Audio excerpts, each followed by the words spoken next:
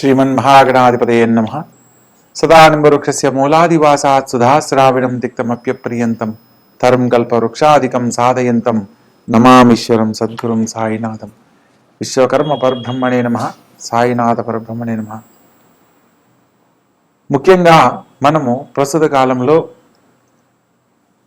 జరుగుతున్న విపత్తుల గురించి ఒకసారి చర్చించుకోవాలి. ఎందుకంటే షష్టగ్రహ కూటమి పేరుతో, అష్టగ్రహ కూటమి పేరుతో మనకు కొన్ని ఉపద్రవాలు ఆ సందర్భంలో ఎదుర్కొన్నవి జరిగిపోయిన కాలాన్ని కనుక మనం గమనిస్తున్నట్లయితే, జరగబోతున్న కాలంలో ఈ యొక్క షష్టగ్రహ కూటమి ద్వారా కానీ, సోలార్ ఎలిప్స్ అంటే సూర్యగ్రహణం వల్ల కానీ, చంద్రగ్రహణం వల్ల కానీ ఎదుర్కొంటున్న కొన్ని పరిస్థితుల గురించి మనం చర్చించుకొని 2026వ సంవత్సరంలో ఎటువంటి ఉపద్రవాలు జరగబోతున్నాయి, వాటికి ఎటువంటి పరిహారాలను తప్పనిసరిగా మనం ఆచరించాలి, ఏ ఏ రాసుల వారు ఏ ఏ సందర్భాలలో ఎటువంటి స్థితిగతులు పొందబోతున్నారన్న విషయాన్ని వివరంగా తెలుసుకునే ప్రయత్నం చేద్దాం.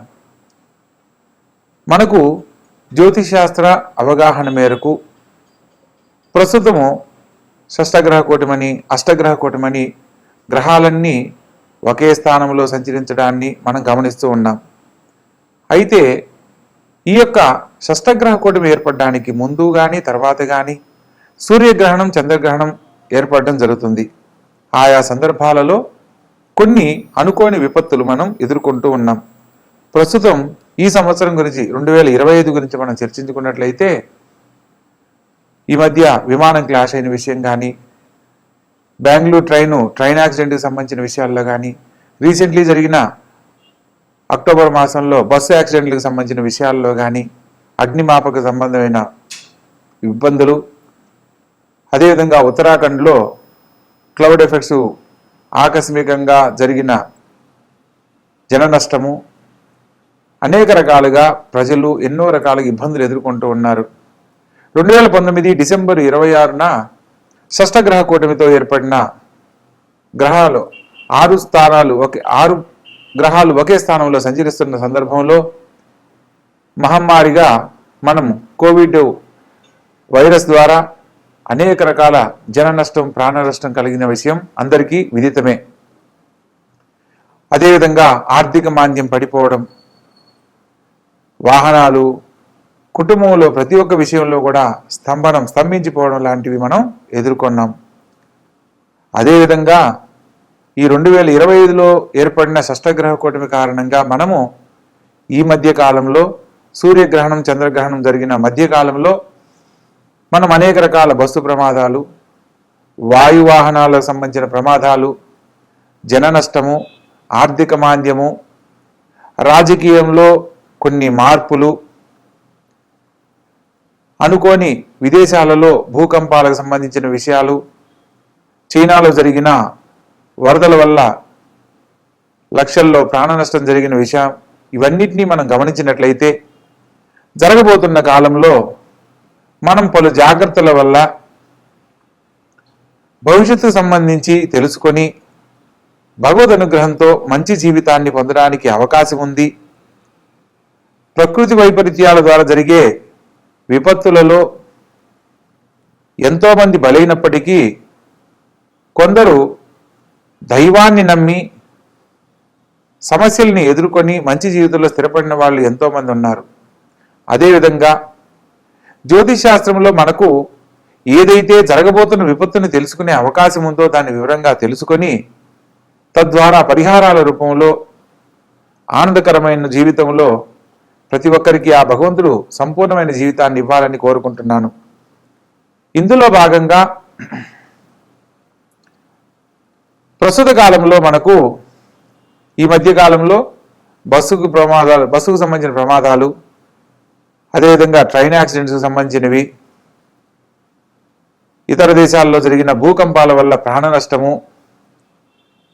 కొత్తగా మనకు ఇప్పుడు రాహు కుంభంలోను, కేతు సింహరాశిలో సంచరిస్తున్న కాలంలో ఆర్టిఫిషియల్ ఇంటెలిజెన్స్ పేరుతో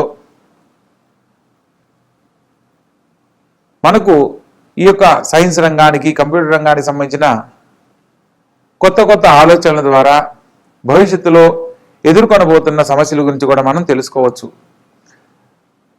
జ్యోతిశాస్త్రం మనకు ఏదైనా జీవితానికి సంబంధించిన ఒక విషయాన్ని మనం తెలుసుకొని ఆ యొక్క సమస్య నుంచి బయటపడడానికి వివరంగా తెలియజేస్తుంది. అందుకే మనం దీన్ని భవిష్యత్ దర్శిని జ్యోతిష్ శాస్త్రం అని అంటారు. జ్యోతిష్ అంటే వెలుగు, శాస్త్రం అంటే దాని గురించి అధ్యయనం చేయబడింది. ప్రతి ఒక్కరి జీవితంలో ఏదైతే జీవితంలో ఎదుర్కొనబోతున్నారో సమస్యను ముందుగా తెలుసుకొని పరిహారాల రూపంలో ఆనందకరమైన జీవితాన్ని పొందడమే ఈ యొక్క జ్యోతిష పరిశీలనలో మనకు ముఖ్య ఉద్దేశం. ఒక జాతకానికి సంబంధించి మనం ఒక విశ్లేషణలో రాసేటప్పుడు ఎవరైనా పుట్టిన నక్షత్రాన్ని బట్టి తండ్రి నక్షత్రం కానీ తల్లి నక్షత్రం కానీ మేనత నక్షత్రం కానీ మేనమామ నక్షత్రం కానీ అలా పుట్టినప్పుడు జాతక రీత్యా వాళ్ళు దోషస్థానాల్లో పుట్టారని తద్వారా కొన్ని పరిహారాల ద్వారా వాళ్ళకు ఒక మంచి జీవితాన్ని అందిస్తున్నాం.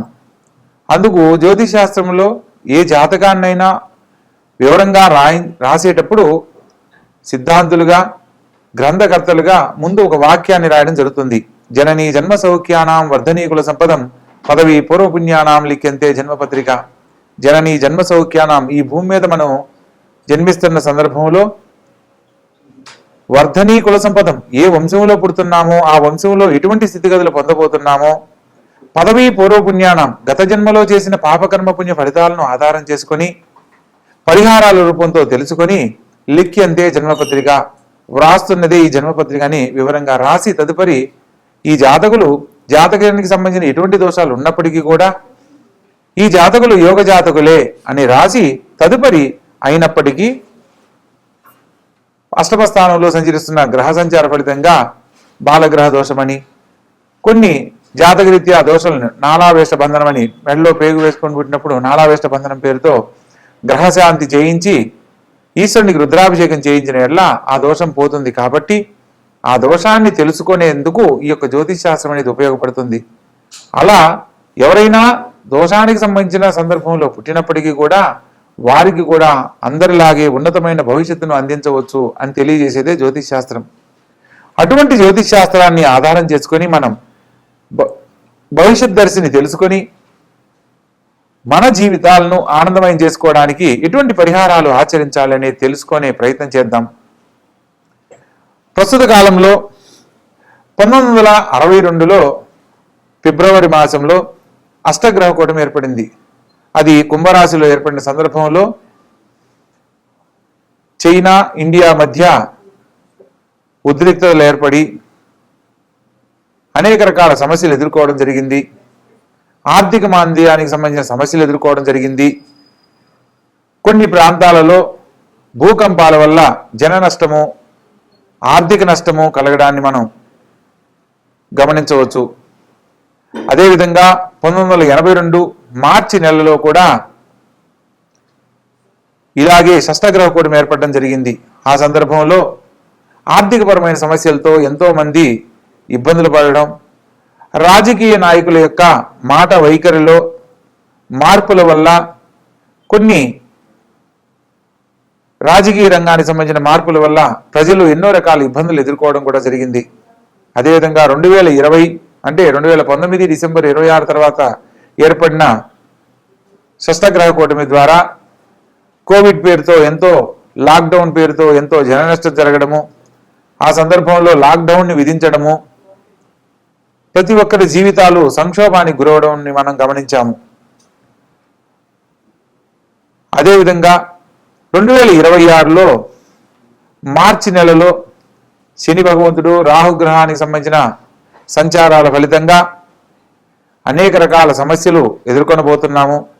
ప్రత్యేకంగా సూర్యగ్రహణము చంద్రగ్రహణానికి మధ్యలో అనగా మార్చి నుంచి సెప్టెంబర్ మధ్యలో అనేక రకాల విపత్తులు ఎదురుగానున్నాయి. మార్చి 20 నుంచి ఏప్రిల్ 15 మధ్యలో కొన్ని ఉపద్రవాలు, అగ్ని ప్రమాదాలు, ఆకస్మికంగా జరిగే ప్రమాదాలు జరగడానికి అవకాశం ఉంది. అదేవిధంగా జూలై 10 నుంచి సెప్టెంబర్ 5 వరకు మరికొంత జన నష్టము, ప్రాణ నష్టము, ఎయిర్లైన్స్కి సంబంధించిన విషయాలలో కొన్ని క్లాషెస్ జరగడము, కొన్ని సమస్యలు ఎదుర్కోవడం జరుగుతుంది.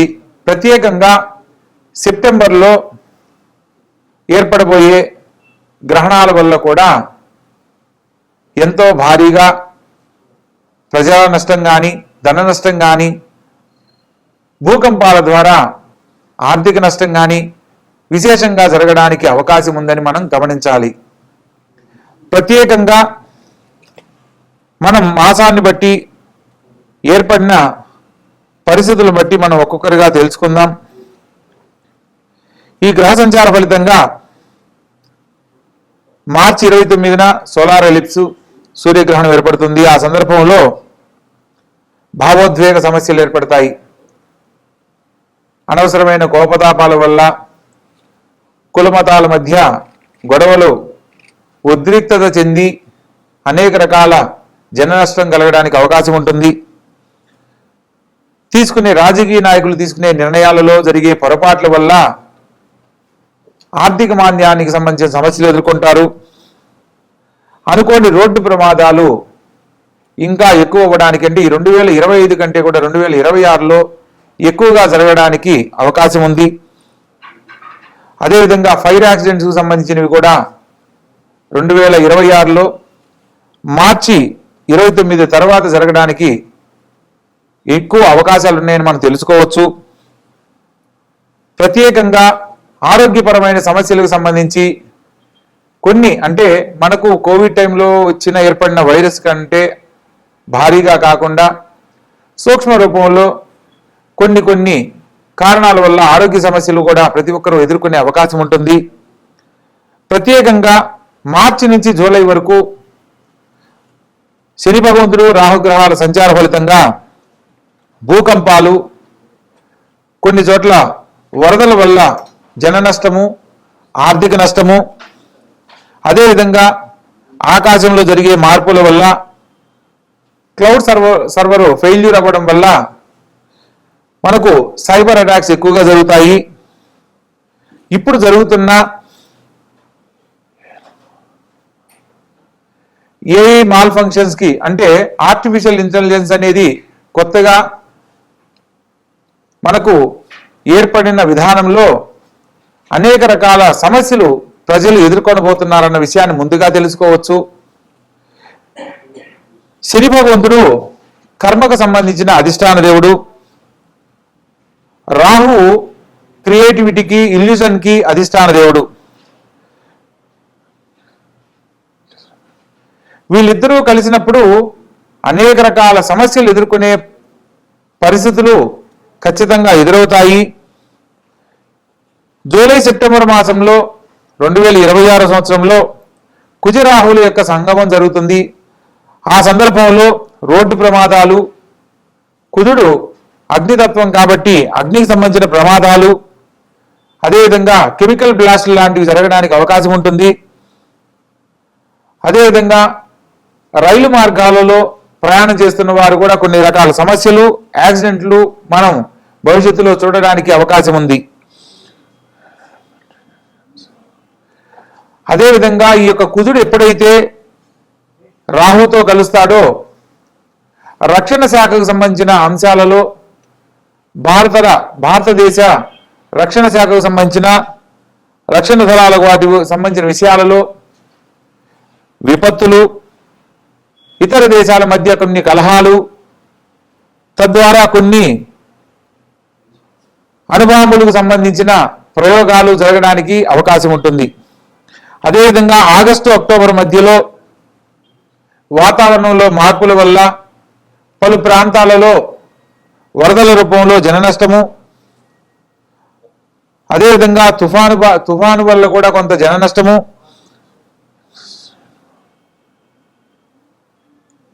సోలార్ స్టోమ్స్ వల్ల ఈ యొక్క సూర్యగ్రహణానికి సంబంధించిన సందర్భంలో అనేక రకాల సమస్యలు ఎదుర్కోవడానికి అవకాశం ఉంటుంది.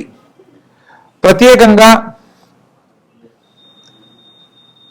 ఫినాన్షియల్కి సంబంధించిన, ఆర్థిక మాంద్యానికి సంబంధించిన విషయాలలో అనేక రకాల సమస్యలు ఎదుర్కొనబోతున్నాము. భవిష్యత్తును దృష్టిలో పెట్టుకుని ప్రతి ఒక్క విషయంలో ఆలోచించి నిర్ణయం తీసుకోవాలి. అదేవిధంగా ఆరోగ్యరీత్యా కూడా ప్రత్యేకంగా ఎంతో శ్రద్ధ తీసుకోవాలని మనం ముందుగా తెలుసుకునే అవకాశం వచ్చినప్పుడు తెలుసుకునే ప్రయత్నం చేయడం వల్ల ఆ సమస్య నుంచి బయటపడడానికి అవకాశం ఉంటుంది. ప్రత్యేకంగా వృశ్చికము, తులారాశి వారు మార్చి జూన్ మధ్య ఆరోగ్యరీత్యా సమస్యలు రాకుండా జాగ్రత్త పడాలి.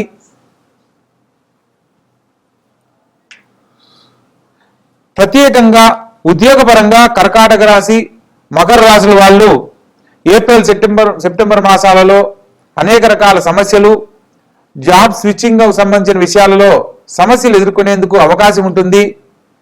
ఈ రాశుల వాళ్ళు ప్రత్యేకంగా గమనించి భవిష్యత్తును దృష్టిలో పెట్టుకుని వారి వారి జాతక ఫలితాలను ఆధారం చేసుకునే పరిహారాల ద్వారా ఉన్నతమైన జీవితాన్ని, ఇబ్బందికరమైన సమయంలో సమస్యలు లేని జీవితాన్ని పొందడానికి అవకాశం ఉంటుంది.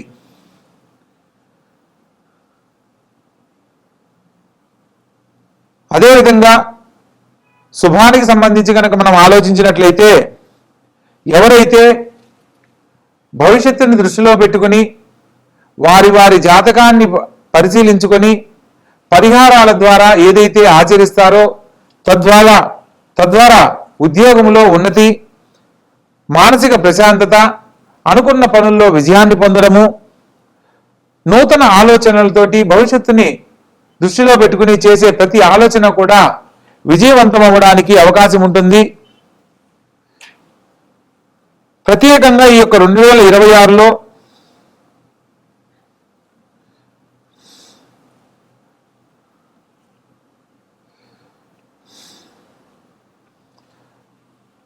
కొన్ని భారతదేశానికే కాకుండా ఇతర దేశాలలో కూడా భూకంపాలకు సంబంధించిన ఇబ్బందులు ఎదుర్కొంటారు.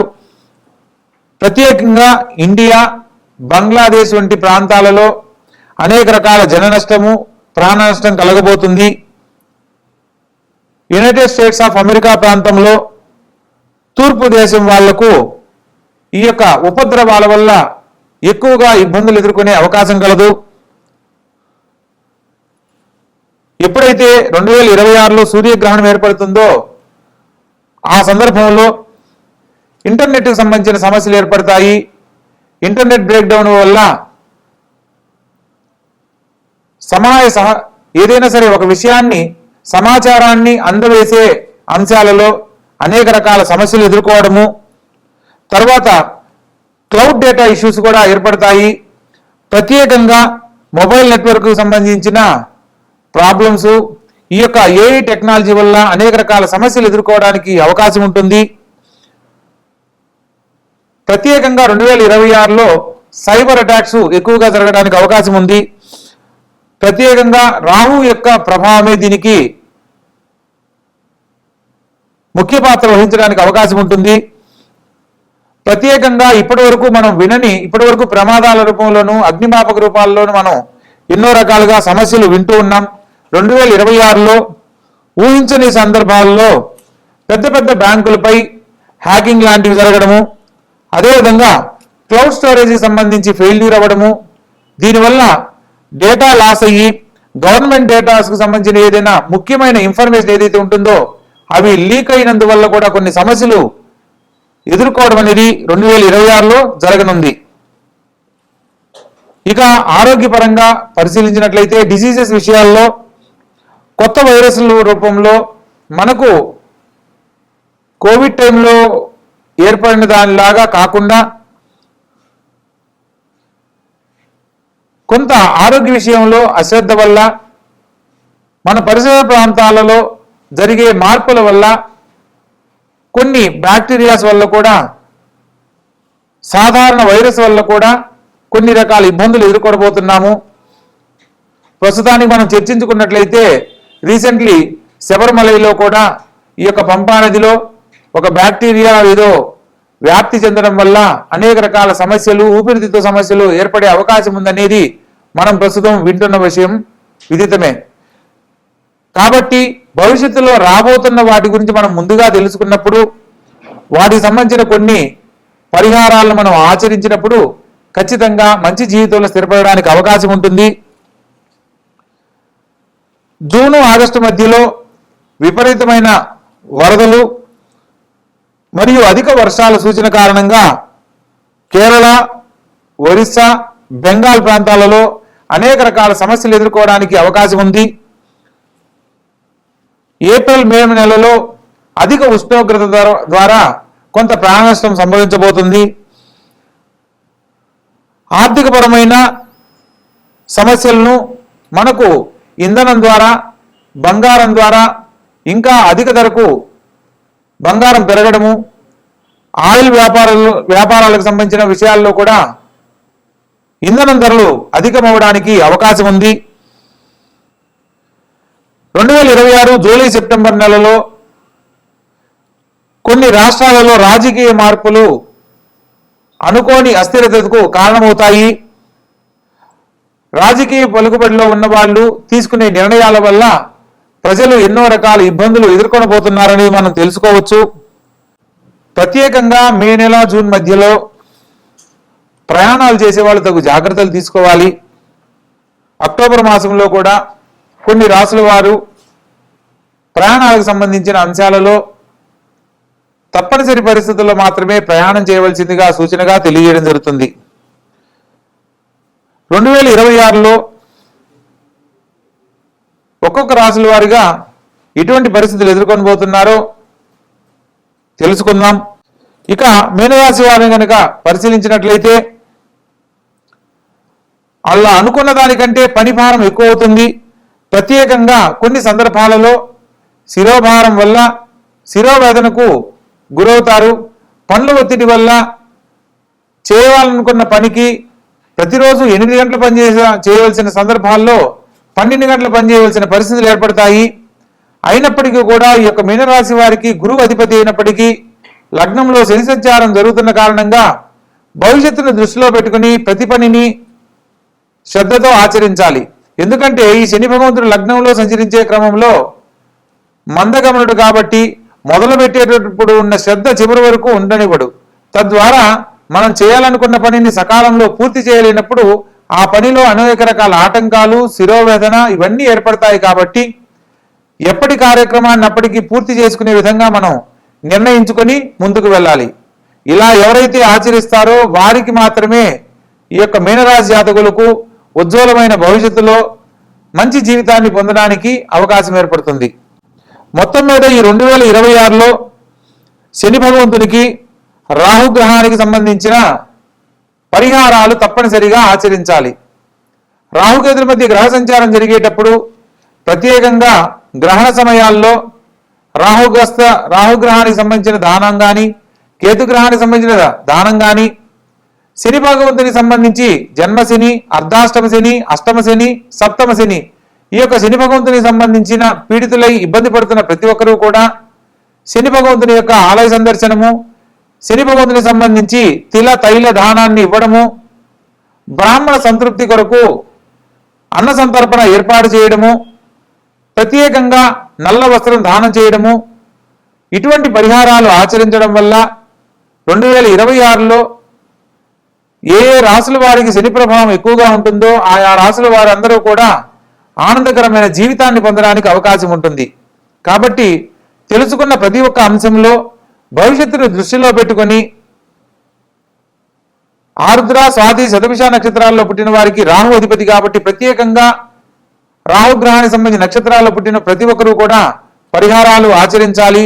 అదేవిధంగా అశ్విని, మకాముల నక్షత్రాల్లో పుట్టిన వాళ్ళు, కేతు గ్రహానికి సంబంధించిన వాళ్ళు, ఈ కేతు సింహరాశిలో సంచరిస్తున్నాడు కాబట్టి ఈ యొక్క సింహరాశి వాళ్ళు తప్పనిసరిగా కొన్ని ముఖ్యమైన పరిహారాలు తప్పనిసరిగా ఆచరించాలి. గ్రహణ శాంతికి సంబంధించిన పరిహారాలు ఆచరించుకోవాలి. శని భగవంతునికి సంబంధించిన పరిహారాలు, దీపదానాలు చేయడం వల్ల 2026లో అందరితో పాటు అన్ని రాశుల వారు గొప్ప జీవితాన్ని పొందడానికి అవకాశం ఉంటుంది. కాబట్టి ఏదైతే మనం తెలుసుకుంటున్నామో దాన్ని భగవంతుడు ఇచ్చిన ఒక అనుగ్రహంగా భావించి భవిష్యత్తులో రాబోయే ఇబ్బందుల నుంచి ఎదుర్కొని ఆనందకరమైన జీవితాన్ని, ధనకనక వస్తువాహనాలతో ఉన్నతమైన జీవితంలో ప్రతి ఒక్కరూ జీవించాలని ఆ పరమేశ్వరుని కోరుకుంటూ సర్వే జనా సుఖినో భవంతు. శుభం భూయాత్. మొత్తం మీద ఈ 2026లో శని భగవంతునికి, రాహుగ్రహానికి సంబంధించిన పరిహారాలు తప్పనిసరిగా ఆచరించాలి. రాహుకేతుల మధ్య గ్రహ సంచారం జరిగేటప్పుడు ప్రత్యేకంగా గ్రహణ సమయాల్లో రాహుగ్రహానికి సంబంధించిన దానం కానీ, కేతుగ్రహానికి సంబంధించిన దానం కానీ, శని భగవంతునికి సంబంధించి జన్మశని, అర్ధాష్టమ శని, అష్టమ శని, సప్తమ శని, ఈ యొక్క శని భగవంతునికి సంబంధించిన పీడితులై ఇబ్బంది పడుతున్న ప్రతి ఒక్కరూ కూడా శని భగవంతుని యొక్క ఆలయ సందర్శనము, శని భగవంతునికి సంబంధించి తిల తైల దానాన్ని ఇవ్వడము, బ్రాహ్మణ సంతృప్తి కొరకు అన్న సంతర్పణ ఏర్పాటు చేయడము, ప్రత్యేకంగా నల్ల వస్త్రం దానం చేయడము, ఇటువంటి పరిహారాలు ఆచరించడం వల్ల 2026లో ఏ రాసుల వారికి శని ప్రభావం ఎక్కువగా ఉంటుందో ఆయా రాసుల వారందరూ కూడా ఆనందకరమైన జీవితాన్ని పొందడానికి అవకాశం ఉంటుంది. కాబట్టి తెలుసుకున్న ప్రతి ఒక్క అంశంలో భవిష్యత్తును దృష్టిలో పెట్టుకొని ఆరుద్ర, స్వాతి, శతభిష నక్షత్రాల్లో పుట్టిన వారికి రాహు అధిపతి కాబట్టి ప్రత్యేకంగా రాహుగ్రహానికి సంబంధించిన నక్షత్రాల్లో పుట్టిన ప్రతి ఒక్కరూ కూడా పరిహారాలు ఆచరించాలి. అదేవిధంగా అశ్విని, మకాముల నక్షత్రాల్లో పుట్టిన వాళ్ళు, కేతు గ్రహానికి సంబంధించిన వాళ్ళు, ఈ కేతు సింహరాశిలో సంచరిస్తున్నాడు కాబట్టి ఈ యొక్క సింహరాశి వాళ్ళు తప్పనిసరిగా కొన్ని ముఖ్యమైన పరిహారాలు తప్పనిసరిగా ఆచరించాలి. గ్రహణ శాంతికి సంబంధించిన పరిహారాలు ఆచరించుకోవాలి. శని భగవంతునికి సంబంధించిన పరిహారాలు, దీపదానాలు చేయడం వల్ల 2026లో అందరితో పాటు అన్ని రాసుల వారు గొప్ప జీవితాన్ని పొందడానికి అవకాశం ఉంటుంది. కాబట్టి ఏదైతే మనం తెలుసుకుంటున్నామో దాన్ని భగవంతుడు ఇచ్చిన ఒక అనుగ్రహంగా భావించి భవిష్యత్తులో రాబోయే ఇబ్బందుల నుంచి ఎదుర్కొని ఆనందకరమైన జీవితాన్ని, ధనకనక వస్తువాహనాలతో ఉన్నతమైన జీవితంలో ప్రతి ఒక్కరూ జీవించాలని ఆ పరమేశ్వరుని కోరుకుంటూ సర్వే జనా సుఖినో భవంతు. శుభం భూయాత్.